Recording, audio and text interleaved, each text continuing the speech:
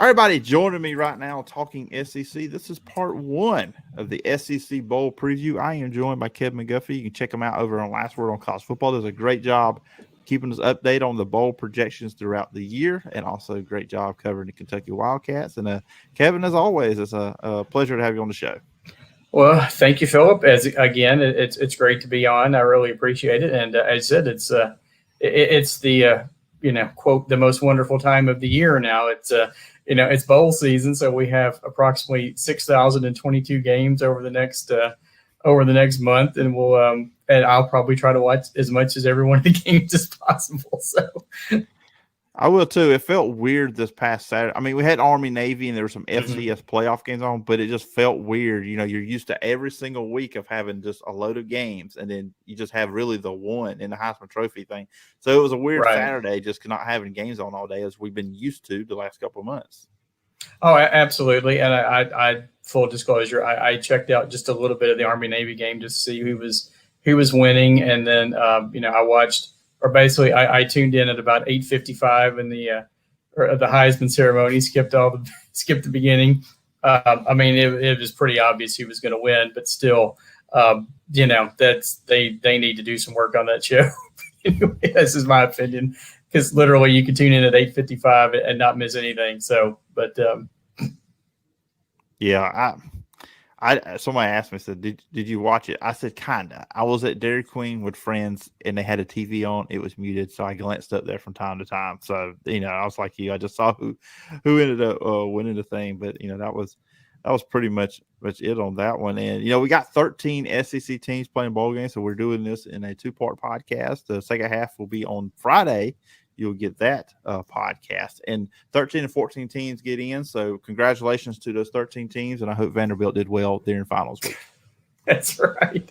And that is, you think about it, that is amazing. It's the first time that's ever happened that 13 teams from one conference get in a bowl game. And I'll be honest, the last set of bowl projections I did not think there was any way LSU was going to beat Texas A&M. I was like, I just didn't see it happening, but they did, and good luck to him. Even though I guess Coach Orgeron is on his way. I guess he's in Florida, isn't that what he said? He's like, I'm not going to try to do an impersonation, but he's like, I'm not coaching the bowl game. I'm going to Florida or something like that. So, but yeah, it's crazy. Like I said, 13 out of the 14 teams, and then as you said, good luck, Vandy. Hope you did well. As you said, hope you did well on your finals. So. And there's always I guess you say in Vandy's case, there's always baseball season because they're always, really, really good in baseball. So they have that going for them. So you got to have Vanderbilt in the conference because you have to make it look like we do care about academics to some degree. So Vanderbilt, they're always going to have a purpose in the Southeastern Conference because of that. Exactly.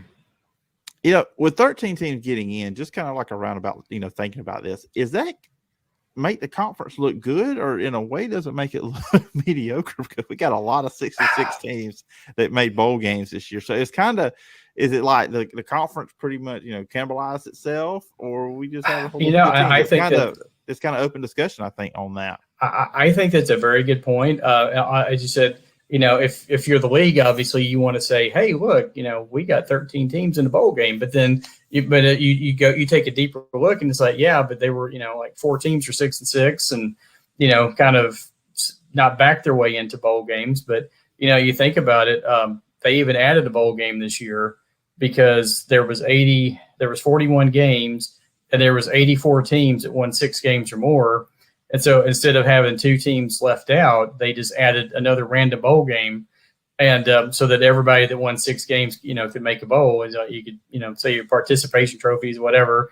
Nobody knew what to call it. I said on my blog, I called it the Scooby-Doo Mystery Bowl or something because I have 2 kids and they like Scooby-Doo, and so I was like, that sounded, I think one other person called it the Mystery Meat Bowl, and somebody else called it, something else. But it was, like I said, to go back to your question, I mean, it's great for the league because you're going to get 13 teams, worth of bowl money, split up between all the institutions. So, Vandy, they get their cut out of that. So, but yeah, I think, it's just, the whole thing is just weird because, I've talked, and I'm sure you talked like with everybody this year. Everybody, we all thought Georgia was head and shoulders above everybody else. You had Georgia, then you had like Alabama, and then you had some other teams, like Kentucky, and we thought A&M, and then we got to the SEC championship game, and Nick Saban proved why he was Nick Saban. So, but yeah, I mean, 13 games in the SEC team. So it's like I said, I'm ready. I'm ready for it. Let's bring it on. Yeah, and think about it. We could have a 14th game if it was one of the two in the playoff, but I have a feeling they're both going to be in that last game. So we'll have SEC championship part 2. Okay, I'm not asking for a prediction here, but just before we start the bowl, looking through these bowls and previewing and picking them, I just want to say this. So say if Georgia beats Alabama, do they both claim the SEC championship? That's a good question. They wouldn't, but it's just they probably wouldn't. But they might be like Central Florida and hang a banner anyway or something. But or like Indiana, the popcorn boxes. They're still changing sports and they're still living off that victory off Kentucky 10 years ago in basketball. But I don't know. I mean, you can make the case for either. So, but if you're a Georgia fan, honestly, winning here would be more important. Would be better for your resume. If you win it, win when it counts. So, and I agree with you. I think it's probably going to be those two playing again. I mean, I like Michigan. I just don't know. I just don't know that they can. That they. I think Georgia's going to be angry. I think I just don't know that it's going to happen. So, and then like I said, Cincinnati is the greatest. The best story in football this year. It's awesome that they made the playoff, and I would love nothing more to see them at least make it a close game, and not be like a 40-0 or 40-10 blowout like we've seen in some of these games sometimes in the past. Yeah, so let's jump right into these bowl games, and the first one will be on December 22nd. Now, for the audience, since I'm in the state of Alabama, I'm on Central Time, so these times I'm giving are Central. So just no confusion, because I don't want to be the reason why somebody tuned into the game at the wrong time. So I'm just giving y'all that heads up that these are Central Times I am giving you here. So and right. That is all I want to just put that out there for everybody. Yeah, as growing up.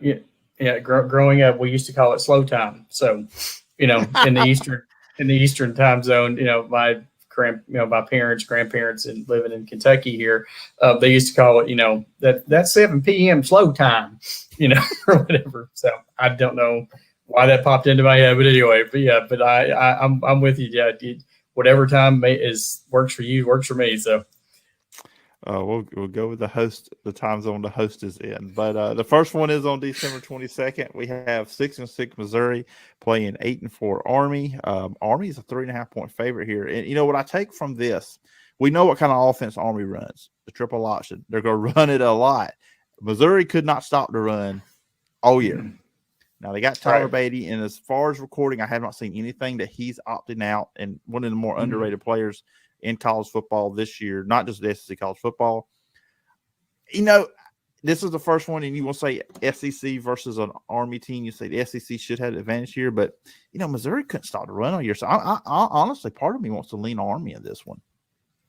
Oh, I think I would definitely lean Army in this one. As you said, Missouri's given up like 229 yards a game, and you think about you go back and look at Army's schedule. They played a Wisconsin team really, really close, and they also play Wake Forest really, really close. I don't think, as you said, some of the things, going back to your original point, some of these games may be kind of hard to pick because you don't know who's going to opt out of the games. You don't know who's going to just decide, okay, I'm not going to play. Like some of the smaller schools, you don't really see that, but you get to the bigger name, the bigger schools, and people, decide to opt out. No, I think I would pick Army to win this one as well. I don't think Missouri can stop. I don't think Missouri can stop their running game. I think Army runs for like 350, 400 yards or something, probably wins, maybe a touchdown. Yeah, and on one last note on Tyler Beatty, which we're going to see a lot of run. So this might be a quick football game. We may see a lot of running and maybe over it in 3 hours. He has 5 200-yard games this year. So it's going to be fun, kind of watching how that plays out between these two teams. The second game we have the Gasparilla Bowl on Thursday, December 23rd. This is a 6:00 game over on ESPN between Central Florida at 8-4 and the Florida Gators at 6-6 this year. Florida, they are a 6.5-point favorite. This is I looked at this one and I was thinking about today. This is a hard one for me to pick because, look, as the guy that covers Auburn for Last Word on College Football, I know Gus Malzahn struggled in bowl games. He only won 2 while he was there. The Birmingham Bowl against Memphis, I think 15 it was, and then after the 18th season, they beat Purdue in the Liberty Bowl or Mississippi Bowl, one of the two there. I remember that when they just like beat the tar out of them that game. It was like some ridiculous score, I believe. Yeah, it was. So it's with me. It's like, but then again, Florida, who knows with them, how much are they into it? They're an interim coach, they're in the transition, but also at the same time, you would think players want to impress Billy Napier. I would think Anthony Richardson's going to be the quarterback for Florida here, not Emory Jones. Mm-hmm. I had a hard time. I think I'm just going to go with the SEC team here, but it's a hard pick here. I'm going to go with Florida to find a way to win this game because I don't trust Gus Malzahn in bowl games, but I don't have a lot of confidence in that pick either. Right. No, I'm with you. I think I picked Florida. It's kind of an interesting – to me, this is one of the more intriguing matchups of all the bowl games because you have the whole Central Florida thing. They're always arguing, Central Florida wants to play Florida. They want Miami, Florida State, and, you don't always get that on the other reciprocated. And as I said, you have an interim coach with Greg Knox at Florida, and then then Gus Malzahn. I could see the Florida players like, okay, well, we have our new coach, who's going to be, obviously not coaching the game, but he's going to be watching. So this is our chance to maybe impress Billy Napier or something like that. So I think Florida wins. I think it'll be a fun game. I think it'll be a high scoring game. I'll definitely take Florida in this one. Yeah, Florida doesn't have a great defense, and Central Florida, they don't have a 1,000-yard rusher as a unit. Though they've rushed for over 2,000 yards this year, which is what you expect out of a Gus Malzahn coach team. It's hurry up, but it's a hurry up that leads to the run. And Florida's defense has struggled this year. I think the over/under on this one is 55.5. So I mean, we probably could hit that. But look, we were both going forward on here. So Kevin, we're not doing a good job. We're supposed to disagree. It's supposed to be. Sorry, I'm Stephen A. and you're whoever on the other side. We're supposed to argue. Used to be Max Kellerman. Okay, yeah, I got you. Well, maybe we'll argue about this next one. I don't know. The Birmingham Bowl, number 20 Houston, who went 11-2 this year, lost to Texas Tech in the opener, won 11 in a row, and then lost to Cincinnati in the conference championship game. Auburn at 6-6, they were 6-2, lost the last 4. They had leads in all of those games that they lost, leads or ties. They just, offense was not existent in the second half of these games. This is on the 28th of December, an 11 o'clock kickoff on ESPN. Auburn is still listed as a 3-point favorite here.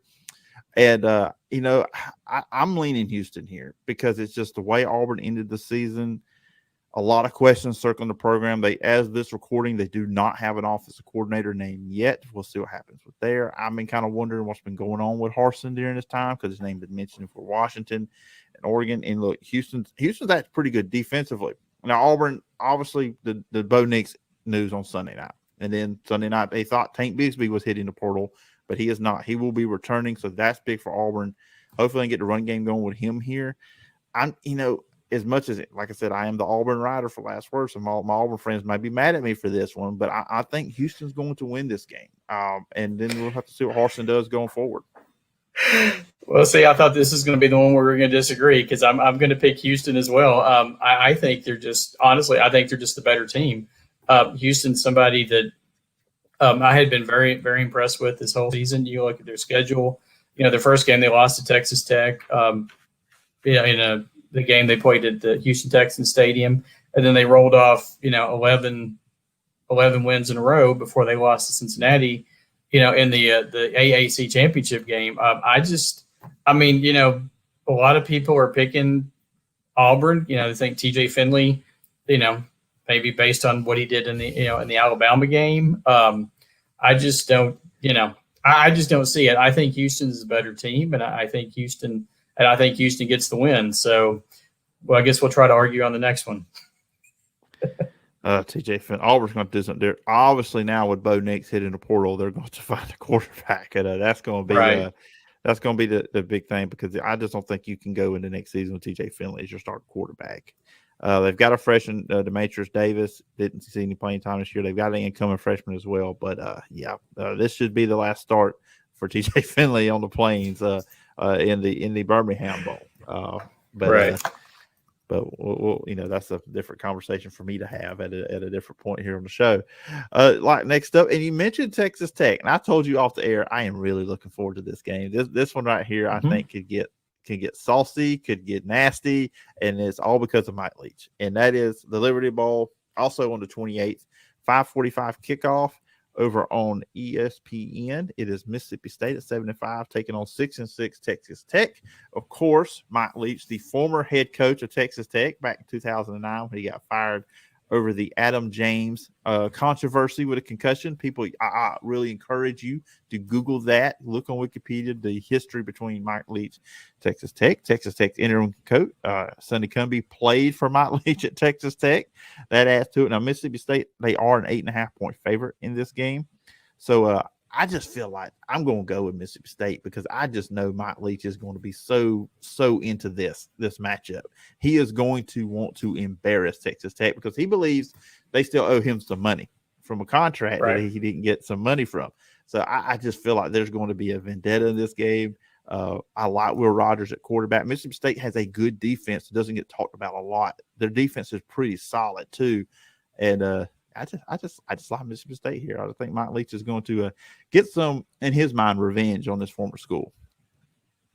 Okay, well, here's where we're going to disagree. I'm picking Texas Tech. There we go. I just like I said, the Mike Leach Bowl. It's the Mike Leach Bowl. Like I said, this is another one of the most intriguing and interesting games. I think Texas Tech has a pretty good defense. Two of the games, they're 6-6. Two of the games they lost were were shootouts with Iowa State and Baylor. And I don't know. There's just something about it. I don't know. Like Mike Leach never seems. You talked about Gus Malzahn. Like Mike Leach in the bowl games never seems. I don't know. Doesn't seem like he always has his teams right. Now this might be the time, because as you said, he hopes to to use the phrase that he hopes to beat them like they owe him money, because they kind of do. So I'm going with Texas Tech. I can't put a finger on it. I'm going to say Texas Tech wins, and hopefully, as you said, this one could get a little heated, and it just for that reason and all the things all around it. I think it is one of the more, especially the early bowl games, it's one of the more interesting ones. But I'm going to pick Texas Tech. I love that line. Beat them like they owe him money. It's the truth, but that's kind of what he's going to be going for in this one. Right. Right. Now this one, I just like saying the name. On the 30th of December, we have at 10:30 a.m. Have to get up bright and early for this one. But on ESPN, we have the Duke's Mayo Bowl between North Carolina at 6-6, South Carolina at 6-6. North Carolina, they are an 8.5-point favorite here. I kind of wanted the motivation of North Carolina in this one, because obviously 6-6 playing in this bowl game was not what they were expecting. They played in a New Year's Six bowl game last year. You got Sam Howell was projected as one of the top quarterbacks in the country. You expected him to be a Heisman candidate and then move on to the NFL, maybe the first quarterback taken.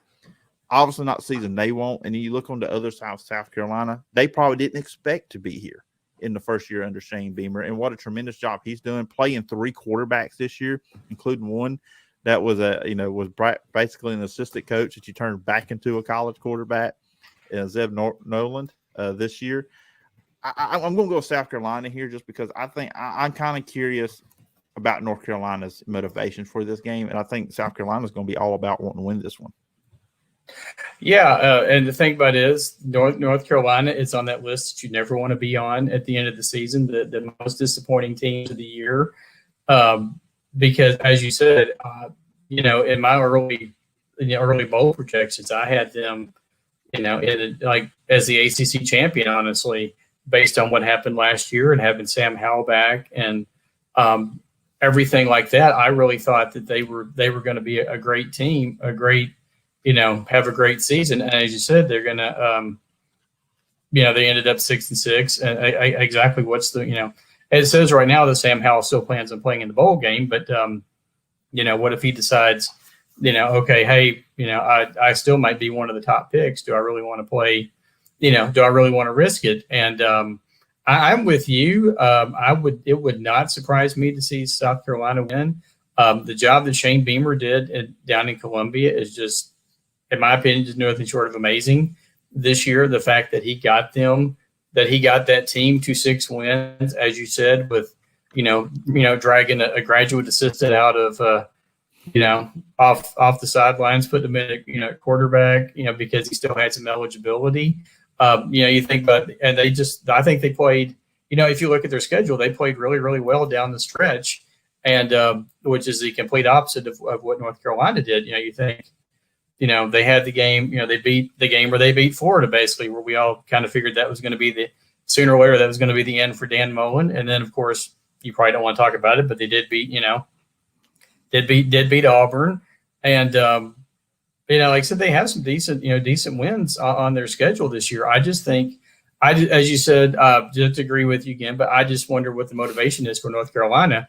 And so, yeah, I'm going to pick South Carolina, and all of our South Carolina friends at Last Word are going to be like, great, now we're going to lose. But anyway, I'm picking South Carolina in this one. Yeah, I expect to receive a message from David Knight now that we did that. Right. He's like, dude, you picked South Carolina. What are you doing? Kind of thing. So, yeah. So, but we'll see what happens. Like I said, great job done by them this year. Oh, and Duke's Mayo has said they want the winning coach to be drenched in mayonnaise if they win, right?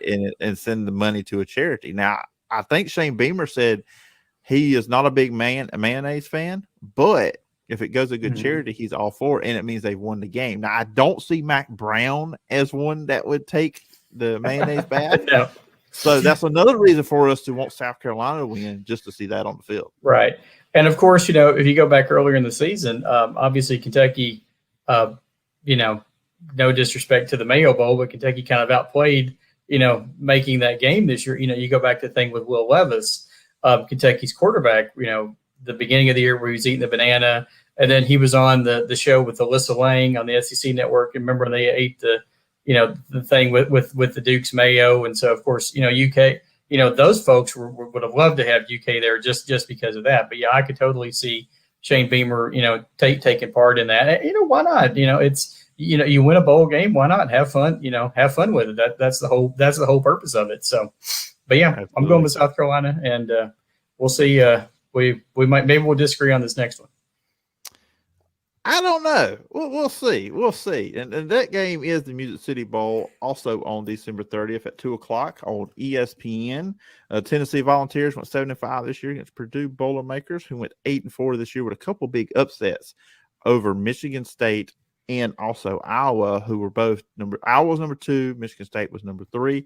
But tremendous job this year done by Tennessee and Josh Heupel, losing all the players they did off of last year. Tennessee comes in this game as a 4.5-point favorite. The over-under this game is 63 points.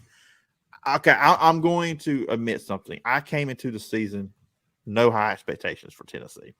I said I didn't like the Josh Heupel hire. It was not inspiring. It wasn't exciting. They're going in the wrong direction. I will apologize to Vol Nation right here, right now. I was wrong. Your program is heading in the right direction. It seems like Kevin's shaking his head like I shouldn't be apologizing to Vol Nation. But, it's different with me versus, you with the Kentucky allegiance. But right. I will say I like what he did with Hendon Hooker. He should have been the quarterback from the start of the year. But really, really tremendous job by Heupel. And, I think that momentum continues here. I think it's going to be a very close game. This will be a solid matchup there in Music City. But I'm going to go with Tennessee to win this one. Yeah. Well, I will say this. I like the Josh Heupel hire.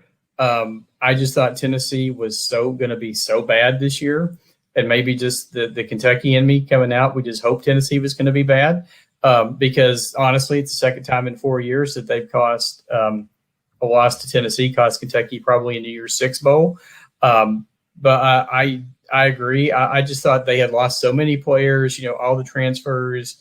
Everybody leaving the program. I thought Heupel would do a good job. I thought it would take a couple of years. And I certainly did not see them, finishing 7-5 and making the bowl game this year when I did my SEC picks back in August. So, but it hurts for me to have to give Tennessee credit for anything, but I'll do it. But I think this could be what you said. The over was 63. I'm taking the over. I think this has potential to be one of the. I've said this 3 times now, but I don't care. This is one of the best bowl games. I'm going to pick Purdue. So, and not just because I'm a Kentucky person. I think, Purdue. If Tennessee does have a weakness, their secondary. They give up lots of yards. On defense, and Purdue ranks 8th in the country and pass offense. And I'm going to take Purdue. I'm going to say like 41-38. I think it's going to be a crazy wild game that goes probably down to maybe who has the ball last.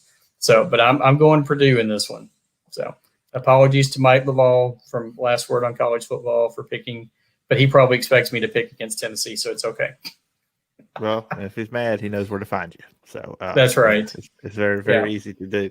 And lastly, in part 1 of our SEC Bowl preview we're doing here on Talking SEC today, the Gator Bowl, number 17, Wake Forest, who went 10-3 this year. Tremendous job done there by Dave Clawson. Almost forgot his name. Dave Clawson, the head coach there at Wake Forest, which, hey, he spent time at Tennessee, so here we go. It's all connected. They're playing number 25, Texas A&M, who's 8-4 this year. This will be played on New Year's Eve, a 10 a.m. kickoff on ESPN. I would have probably went Texas A&M if we recorded this a day early. But with the news that Zach Calzada is in the transfer portal, of course, Haynes King is not able to play. He's still recovering from injury. So it's looking like they'll have to play former walk-on Blake Boast. I think that's his name, Blake Boast. Can't read my own handwriting here. He's the only quarterback left on the roster pretty much going to play, and he's a freshman. With that, I just don't think A&M is going to be able to put up enough points. They're going to have to lean on the run. Their defense is really good at A&M, and maybe they can keep them in the game, but Wake Forest has an explosive offense with Sam Hartman there at quarterback. So I'm going to go Wake Forest in this one. Like I said, if the Calzada news hadn't happened, had he was not going into the portal, I probably would have went A&M here, but due to that, I'm going with Wake Forest. Yeah, and I agree. Kind of what you said earlier. I'm wondering, other than just to avoid a 5-loss season, what's A&M's motivation in this game? Because, they at one point when they beat Alabama, everybody thought, okay, now they've got a New Year's, a chance at a New Year's 6 game, and then they stumbled badly down the stretch. And like I said, I've been a big fan of Hartman. If anybody that read my, my bowl projections, I was like the one person who kept rolling with Wake Forest like all season. Everybody else had Pittsburgh or NC State or even Clemson, being the ACC representative in the New Year's 6 game. And of course, I looked bad last week after the ACC championship game. But I just don't see, as I said, I don't see what A&M's. You talk about teams being motivated for bowl games, and I could be wrong, but I just don't see it. I think Wake Forest wins, and I think Wake Forest maybe wins like double figures even. So, I was reading the notes. It says a rematch of the 2017 Belk Bowl that Wake Forest won 55-52. So, and I know this says Jimbo's never lost a bowl game while he's been at Texas A&M, but maybe there's a first time for everything. So I'm going with Wake Forest. Jimbo's all about first this season. He was the first Nick Saban assistant to beat Nick Saban. So now he made his first bowl game. So a year first there at Aggie Land for Jimbo Fisher. And that is going to wrap up part 1 of the bowl preview here on Talking SEC. Me and Kevin aren't going anywhere if you're watching this on part 1. But you will have to wait till Friday to hear the second half